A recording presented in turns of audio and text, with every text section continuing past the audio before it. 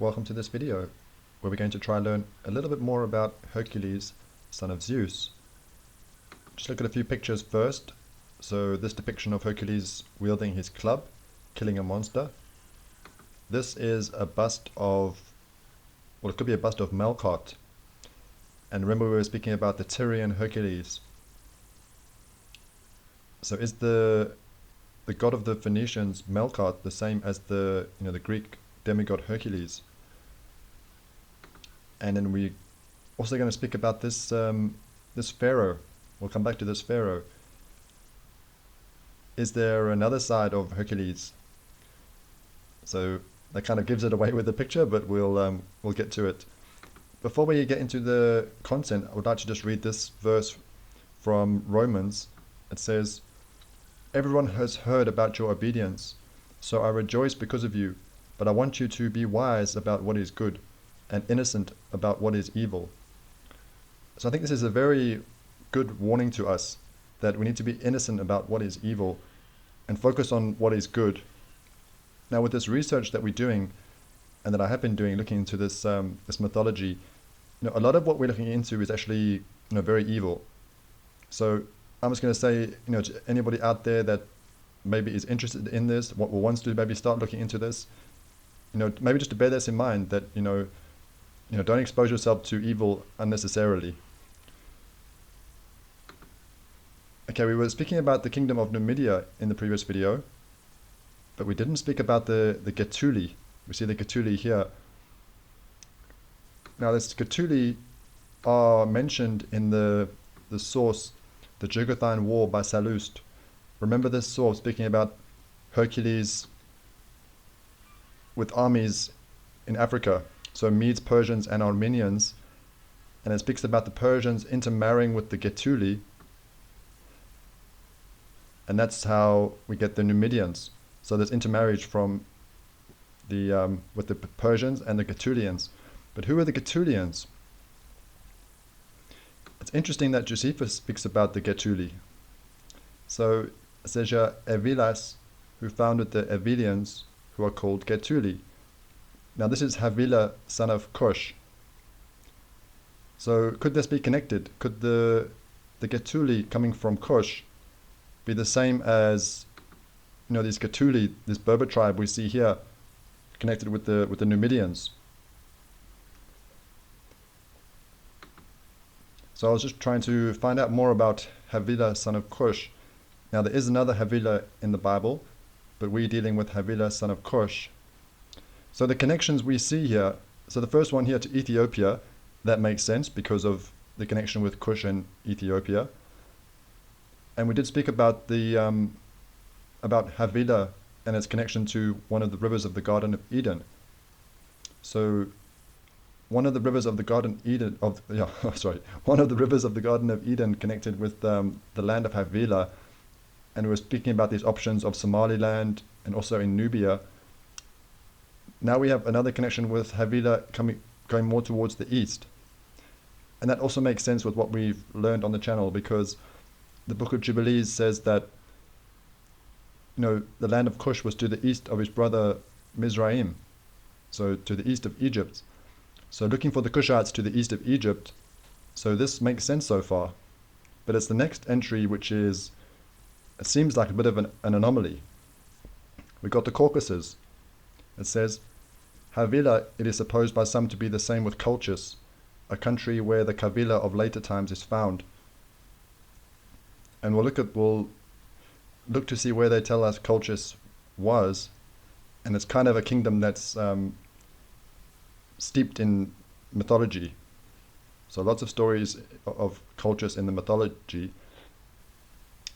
Let's also read this part. This could be important. It speaks about Saint Jerome, and it says that in the first century, Saint Andrew proclaimed the gospel to the peoples of the Caucasus, whom he identifies as Ethiopians. So the Caucasians being identified as Ethiopians, we'll come back to that. Let's have a look at the geography for this, because we see here on this map, we this is where Caucasus would have been. And if I think it's better to changed map so we can get a better idea of this. So this highlighted area here is what we told, is what we call the Caucuses.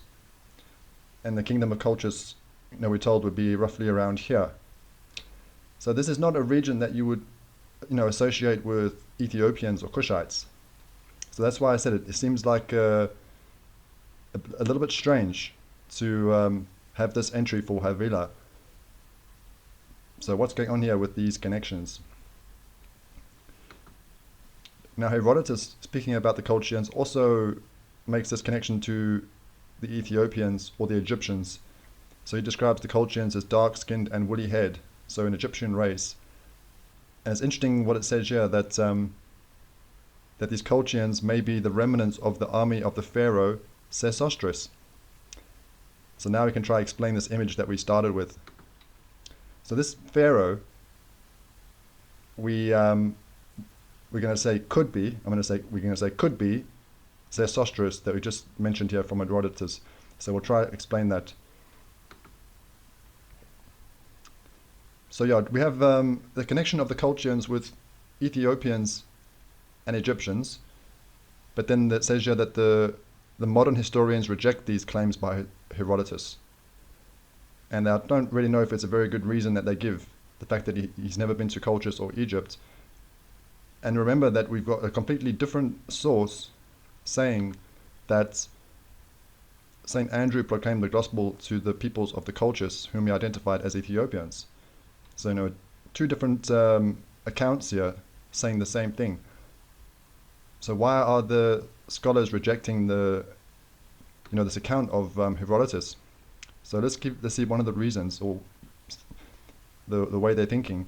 It says, no Egyptian army ever set foot in the Caucasus, and that this region would have been shielded by powerful kingdoms like Urartu, the Hittites, Assyria, Mitanni. So they're saying, no Egyptian army ever set foot here. So how could they leave behind Colchians or Ethiopians or Egyptians? So this does seem a little bit confusing. But let's just keep going and see what else we can uncover here.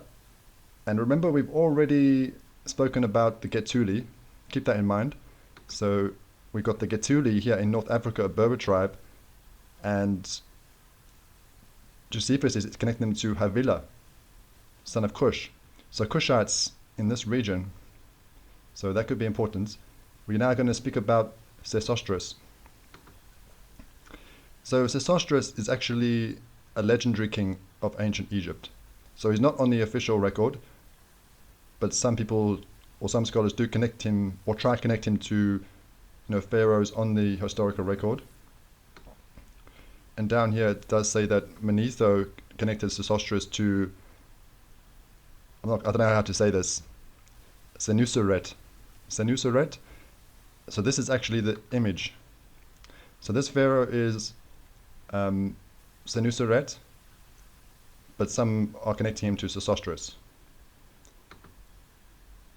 So it's very interesting, this information, because it says that, according to Herodotus, he led a military expedition into parts of Europe. So an Egyptian pharaoh or king, very ambitious and going on campaigns, and some even give greater credit to Sesostris, because Diodorus Siculus and Strabo say he conquered the whole world. So an Egyptian king conquering the whole world, and he speaks about Scythia and Ethiopia. So this is legendary history, but it's just kind of makes you wonder, because if we just go to a map. Now if you think about Egypt and the way it's shown here with the territory, and we think back to that video that we did a while ago, where we were looking at the history of the world every year and said it just didn't seem to make sense. It seemed to raise problems, and things didn't seem to make sense when you think about the way the world works. And what I mean by that is, if we think about Egypt being one of the first kingdoms of the ancient world, a very powerful kingdom with very powerful kings or pharaohs, it seems like Egypt kind of goes against the pattern of the world, because the territory of Egypt kind of remains the same for long periods of time. It doesn't expand to create, a major empire. If we think about the pattern of other kingdoms and, kings wanting to, create a name for themselves, wanting to be worshipped. Why didn't Egypt create a major empire? And if you remember that video, it didn't seem like there was anything in the way of Egypt to the, to the west or to the south. So what would prevent Egypt from creating a major empire? So that's what we're going to speak about now, because if we go to a different source, so we're going to start using this source because it's quite interesting. So the chronology of ancient kingdoms amended by Sir Isaac Newton. So it's very interesting this because it's obviously a very famous figure, but he's writing this to the Queen. So you think if he's doing this history for the Queen, he's going to obviously want to do the best that he can, and then you kind of imagine what sources he would have available to him, and it's quite long. So we're going to have to try scroll down to the part that I've highlighted to find it. Some interesting things so far. I'm still trying to work through this source, but notice how it starts chapter 2 of the Empire of Egypt. So it says, the Egyptians anciently boast of a very great and lasting empire under their kings Ammon, Osiris, Bacchus, Sesostris, Hercules, Memnon. Okay, so we've got two things to speak about now to end this video. It says, Egypt having a very great and lasting empire, and that the Egyptians boasted about this. Now, if we go back to this map, and we think about what we've been told and taught about Egypt, we're not taught about, a great empire. Certainly not something that you would boast about. Maybe if you'd like to, watch some videos and, see what I'm saying, that the territory of Egypt doesn't really change that much over long periods of time. Eventually it might incorporate parts of Kush, but I certainly wouldn't call it a great empire that you would boast about. But that's what it's saying here. But then notice these kings. So we have spoken about Sesostris, a legendary king, but notice how it says Hercules. So according to this, it's saying Hercules, a king of Egypt. So this gives us something else to think about now for Hercules. So the Greek demigod, we've also seen him referred to as the Tyrian Hercules, so Phoenician. But now, what about Hercules as an Egyptian pharaoh? So that's something to think about.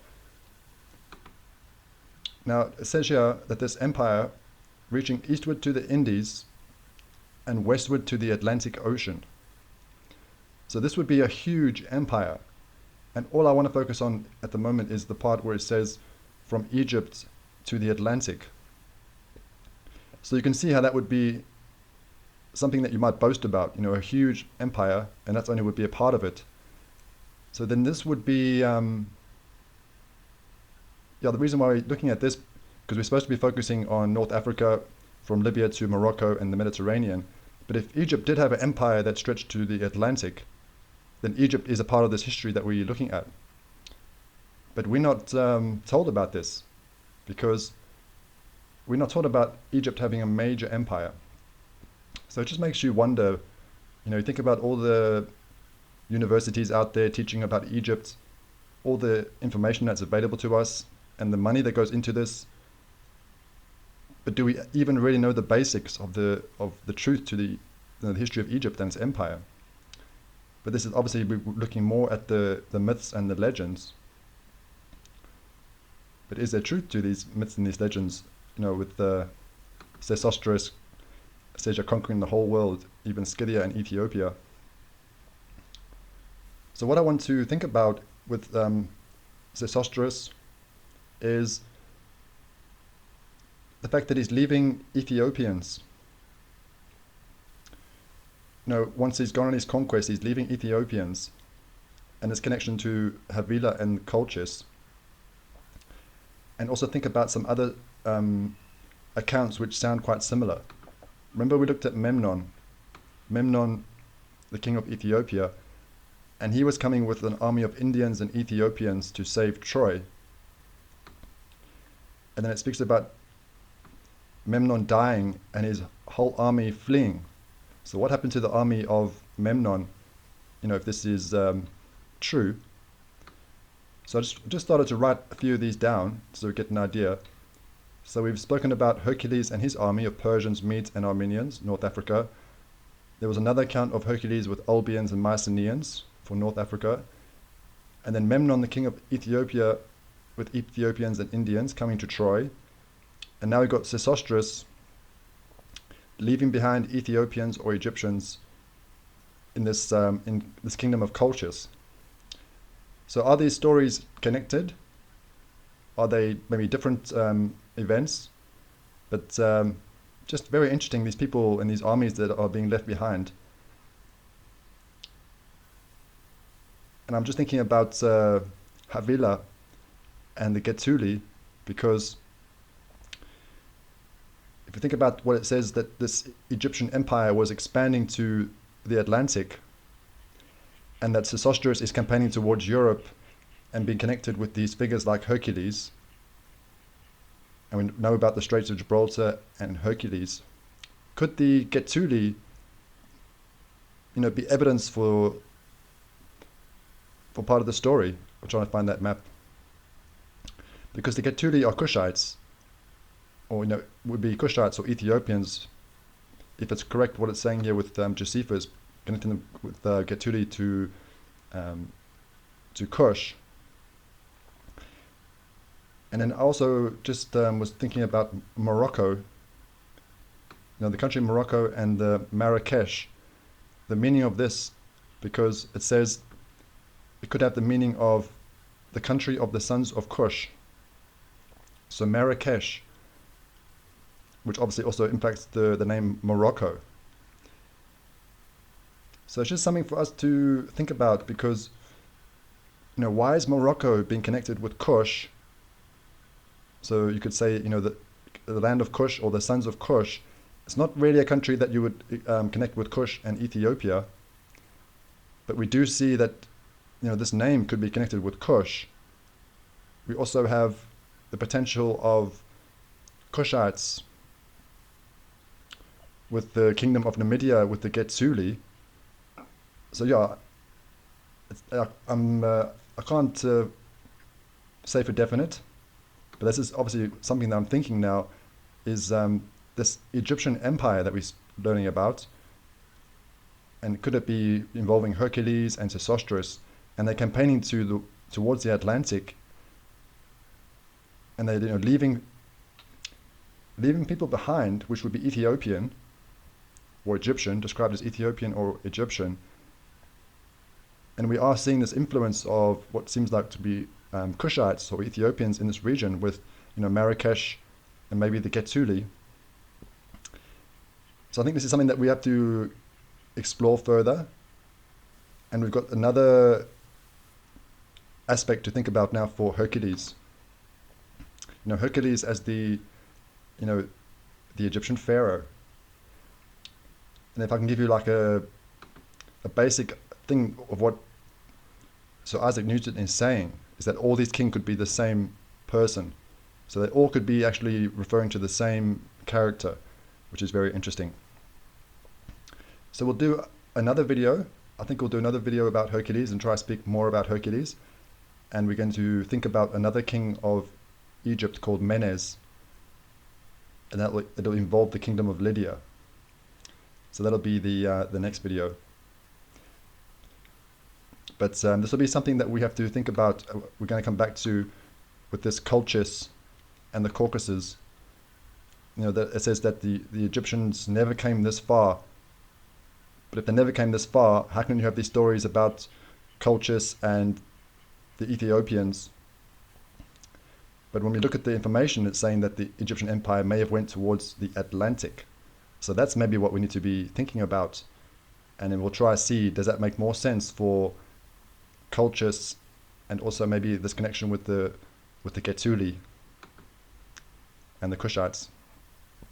So thank you for watching this video, and we'll see you in the next one.